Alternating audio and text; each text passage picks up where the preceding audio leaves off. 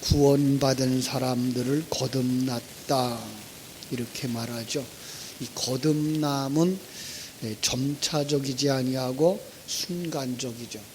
그런데 성도들이 거듭나서 하나님의 자녀가 되어져 있는데도 불구하고 믿음의 차이가 있는 것처럼 보이죠. 왜 그럴까요? 그것은 바로 우리 속에 아직도 남아있는 옛사람이라고 하는 죄의 찌꺼기가 남아있어서 그렇습니다. 우리가 하나님의 은혜로 성도가 되었지만 우리에게는 여전히 죄의 습성, 죄의 습관이 옛사람의 속성으로 남아있기 때문에 성도라 할지라도 그 찌꺼기가 드러나게 되면 그는 믿음이 없는 사람처럼 보이고 그것이 잘 다듬어지고 가려지고 이제 벗겨지고 있으면 그가 믿음이 좋은 사람으로 보여지는 것이죠. 그래서 하나님은 성경을 통해서 항상 우리에게 우리 자신들을 점검해 보도록 거울처럼 비춰주고 있는 모습을 우리가 보게 돼요. 바로 성경이 우리에게 주신 그런 책인데, 그래서 우리가 성경을 읽어야만 하고요. 그 성경을 묵상할 수 있어야 됩니다. 그런데 성도들이 성경 읽기를 그렇게 즐거워하지를 않아요. 참 감사하게도 금년에 우리 교회가 한 주 한 주 이렇게 한 권씩을 택해서 성경을 읽을 수 있도록 기회 주신 것을 감사하게 생각을 합니다. 성경을 읽지 않으면 눈이 안 열려요. 성경을 읽지 않으면 자기 자신도 모르고요. 성경을 읽지 않으면 성숙할 수가 없어요. 그런 사람들은 믿음도 없으면서 믿음이 있는 자처럼 포장하기가 일쑤죠. 그런 사람들을 보통은 간교하다 이렇게 말하죠.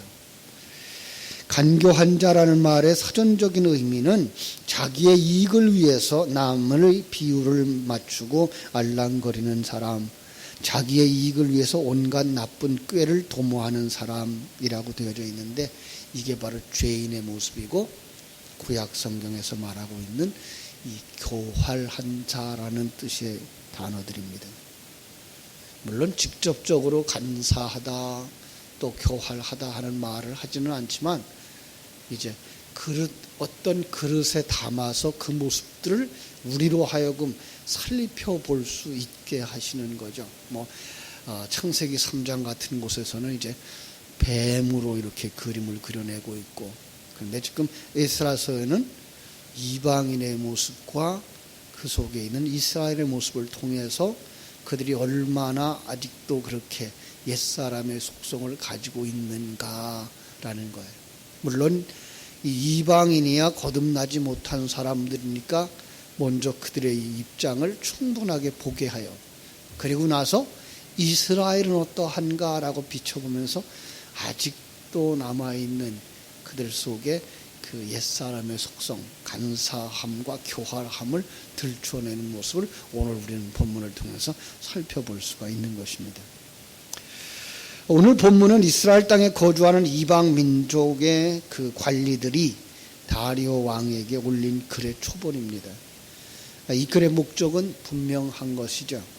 그들이 지금 성전 건축하는 것을 회방 놓고 싶은 거예요. 자기들이 그 회방을 놓았을 때 1차적으로 성전 건축이 중단됐어요. 그런데 이 학개와 또 스가랴가 와서 말씀을 통해서 그들을 격려하자 그들이 막 일어나서 성전을 짓는단 말이에요. 그걸 보고서 이들이 또 이제 그 다리오 왕에게 방해할 수 있는 힘을 얻어서 그들을 성전 짓는 걸 방해하려고 지금 글을 써서 올린 거예요. 자, 그들이 얼마나 간사하고 교활하고 자기의 생각을, 자기의 뜻을 가지고 자기의 그 남의 일을 방해하려고 하는가를 여기서 볼 수가 있는데, 이제 7절에서부터 보면 이렇게 얘기를 하죠. 그 글에 일렀으되 다리오 왕은 평안하옵소서. 왕께 아뢰옵나니 우리가 유다 도에 가서 지극히 크신 하나님의 성전에 나아가 본즉 성전을 큰 돌로 세우며 벽에 나무를 얹고 부지런히 일함으로 공사가 그 손에 형통하옵기에 우리가 그 장로들에게 물어보기를 누가 너희에게 명령하여 이 성전을 건축하고 이 성곽을 마치라고 하였느냐 하고 우리가 또 그 우두머리들이 이름을 적어 왕에게 아뢰고자 하여 그들의 이름을 물었다 이렇게 말하고 있어요. 그래가지고 극진한 존칭을 사용하죠. 다리오 왕은 평안하시옵소서 왕께 아뢰옵나이다 이런 말을 쓰면서 어떤 면에서는 지금 자기들이 왕을 한없이 존경하는 사람들이고 우리는 왕을 위해서 이 글을 쓰고 있다는 것을 알아달라고 하는 이러한 내용을 아양을 떨고 있는 모습을 볼 수가 있는 거죠.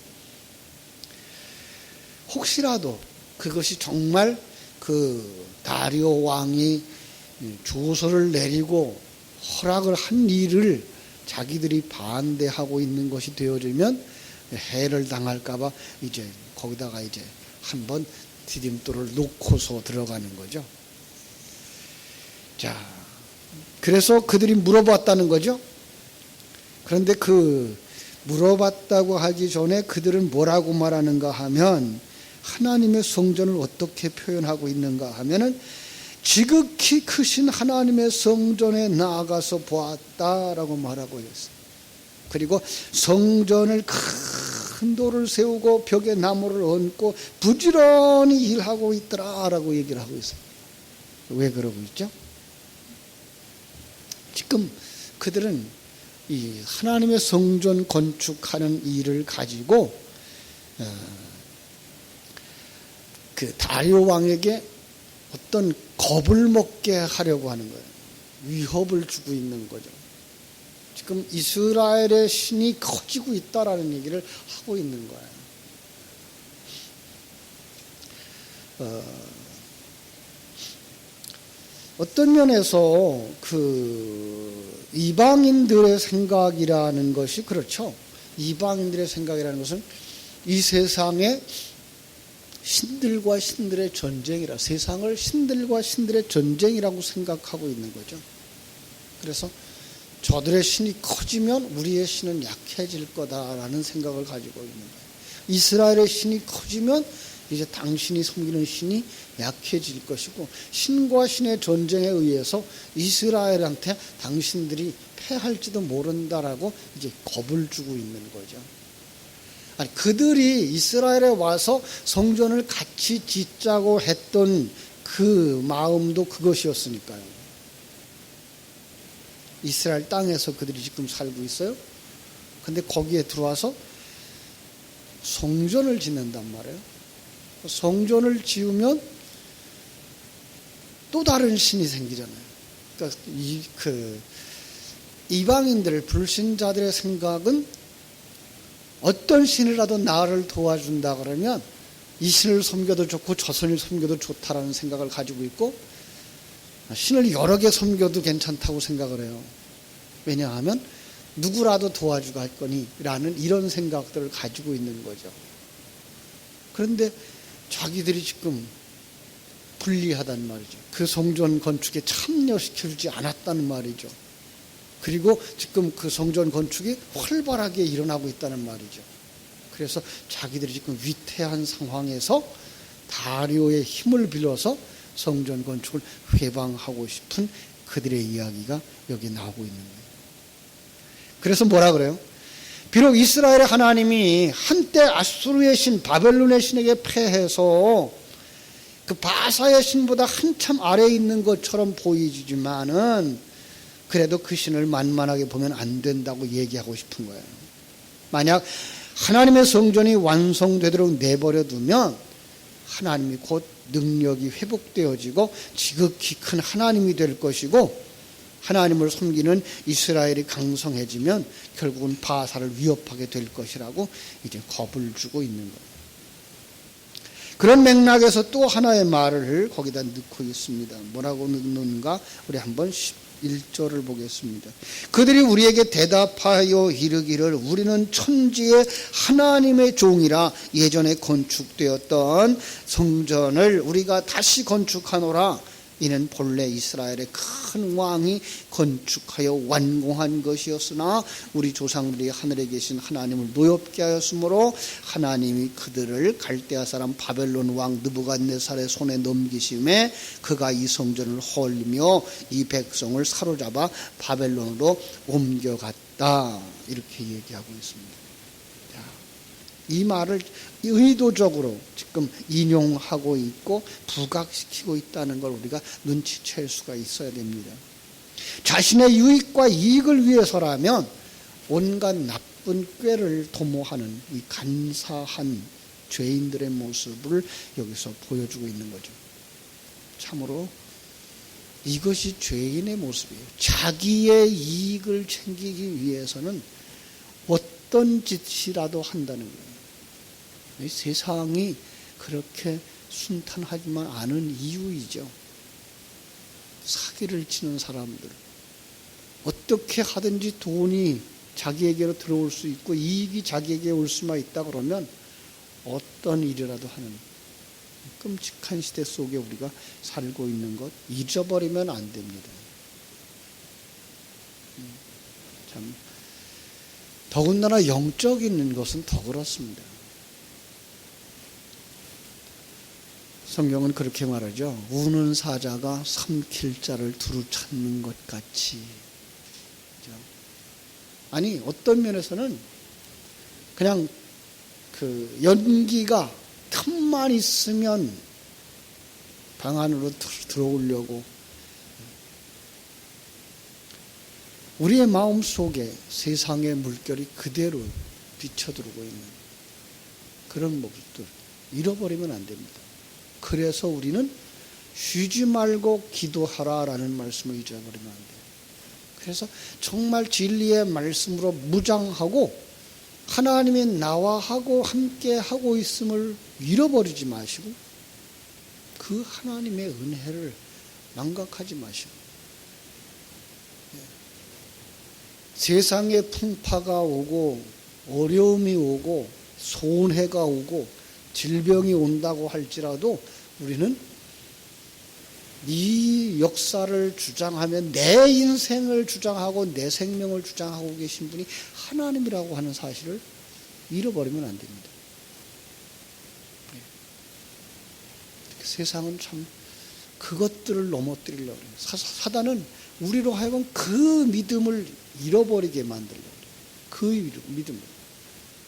그래서 우리가 요한계시록을 살펴보면서 이제 처음 사랑을 잃어버렸던 에베소 교회나 바알람의 교훈을 가지고 들어오는 인생 모습이나 이세벨의 교훈을 가지고 들어오는 모습이나 이게 뭐예요?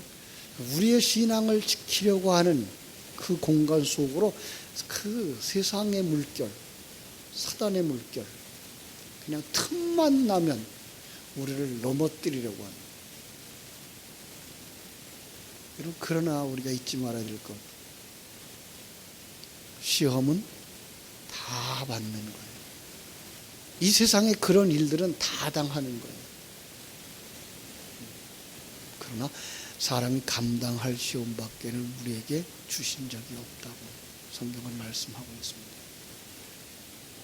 그 믿음을 지키는 것이 중요합니다. 자, 지금까지 살펴본 것처럼 이방 관리들이 쓴 글에서 그들의 그 사악한 모습, 간사한 모습, 교활한 모습을 보았다면 그럼 이스라엘은 어떻게 대처했을까? 이스라엘은요. 자, 이방 관리들이 누가 너에게 명령하여 이 성전을 건축하고 이 성곽을 마치라고 하였느냐고 물었을 때에 뭐라고 대답을 하죠? 그들은 바벨론 왕 고레스 원년에 고레스 왕이 주소를 내려서 하나님이 이 성전을 다시 건축하게 하고 이렇게 대답해요. 이건 바른 대답이면서 바른 대답은 아닙니다. 세상적인 관점에서 보면 맞습니다. 그런데 우리가 에스라서를 보면서 시작하면서 보았던 것처럼 이 역사는 누가 시작한 겁니까? 1장 2절에서 이렇게 말했죠. 바사왕 고레스는 말하노니 하늘의 하나님 여호와께서 세상 모든 나라를 내게 주셨고 나에게 명령하사 유다 예루살렘의 성전을 건축하라 하셨나니, 그렇다면 다른 사람은 고레스가 허락했다라고 말할지라도 그 이스라엘은 그렇게 말해서는 안 되는 거죠. 누가 한 거예요? 하나님이. 우리 인생 속에서 일어나는 모든 일의 진행을, 시작을 하나님이 하고 있다는 사실을 놓치면 안 되는 거죠. 하나님이 주신 기회, 하나님이 주신 은사, 그래서 그 기회를 선용하였더니 하나님이 이렇게 열매를 맺게 하셨다라고 우리는 시작도, 그리고 진행도, 결과도 하나님의 손에 맡기고 있는 자신들의 모습을 드러내면서 그렇게 세상을 향하여서 그리스도인으로서의 향기를, 빛을, 영향을 끼쳐야 가야 될 사람들인 것입니다. 그런데 그들은 그걸 놓쳐버렸습니다. 그래서 그들은 고레스 왕이라고 말하는 겁니다. 왜요? 고레스가 지금 그들이 알고 있는 하나님보다 더 커 보일 수도 있습니다. 하나님은 멀리 있는 것 같고 고레스는 가까이 있는 것 같습니다. 하나님은 영향력을 일으키지 못한 것 같고 고레스는 우리에게 직접적으로 영향력을 준다고 생각하고 있기 때문일지도 모릅니다. 자신의 유익과 이익을 위해서 역시 인간적인 모습이 드러나고 있는 이스라엘의 모습, 우리의 모습은 아닐까요? 어려움이 일어났습니다.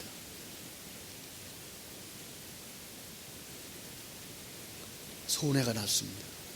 병이 들었습니다. 우리 뭐 해야 됩니까? 하나님 앞에 먼저 무릎 꿇어야 되죠. 하나님, 우리의 형편이 지금 이렇습니다.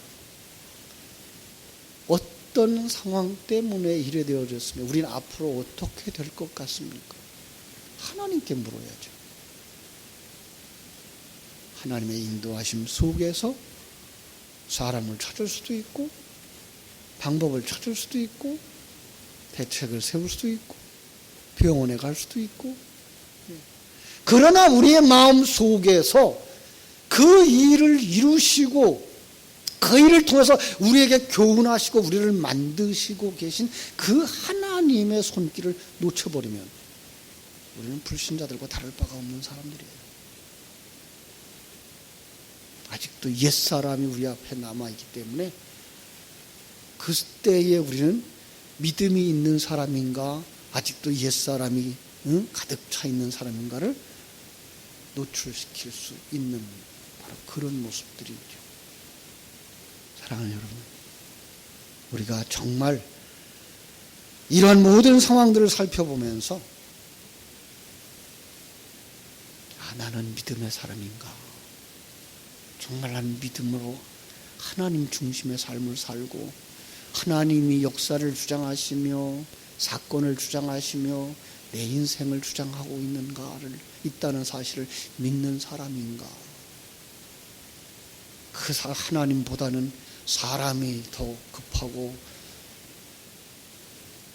그래서 사람이 어떤 힘으로 헤어지지 않기 때문에 마음 아파하고 걱정하고 있는 내 모습 속에서 우리는 얼마나 연약한 존재인가, 우리 속에 있는 새 생명이 얼마나 아직도 성숙되어지지 못했는가를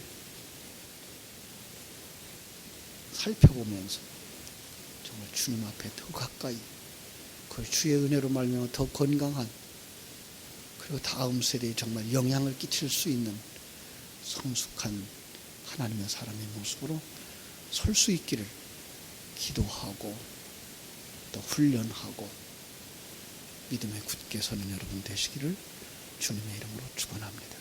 기도하겠습니다. 하나님 우리 아버지, 크신 은혜와 사랑을 감사하옵고 감사합니다.